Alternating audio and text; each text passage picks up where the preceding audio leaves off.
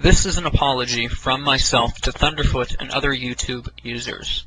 I confirm that the contents of this apology are true and accurate.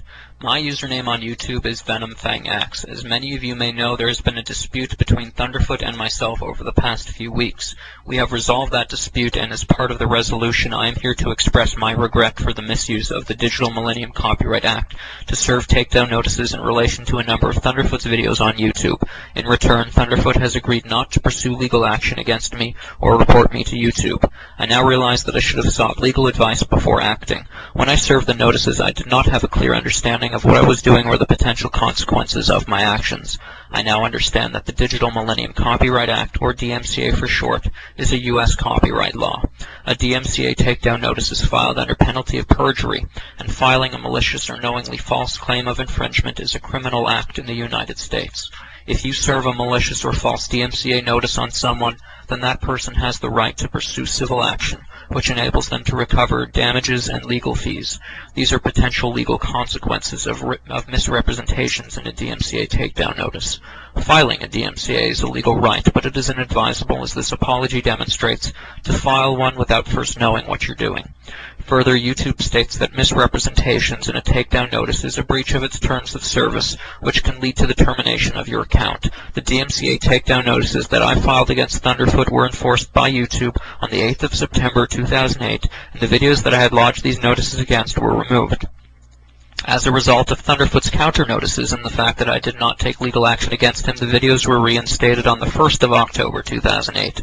I did not contest these counter notifications, as I did not have a valid copyright infringement claim and I was wrong to have served these notices.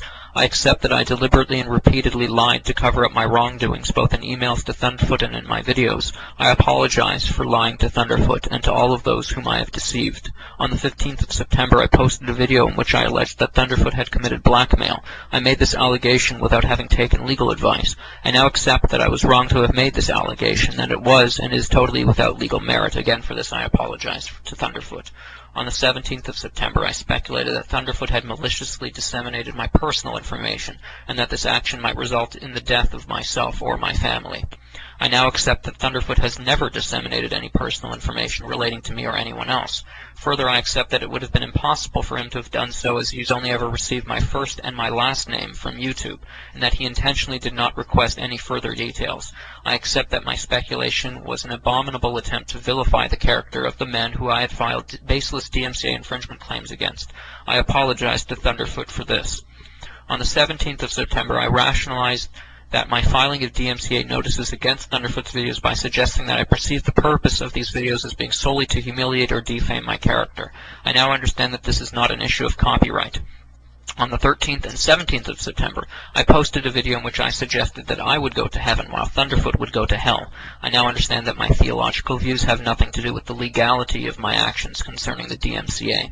Finally, I accept that the language and tone of the 5 videos I made following my misuse of the DMCA were confrontational and inflammatory, and that I am very lucky that Thunderfoot maintained his objectivity in the face of this hostility.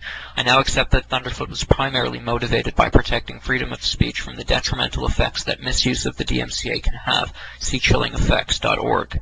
I now understand that my misuse of the DMCA was essentially stepping on free speech rights of others, and that this was both antisocial and unlawful, and I was wrong for doing so. I apologize to Thunderfoot and to anyone else affected by my action.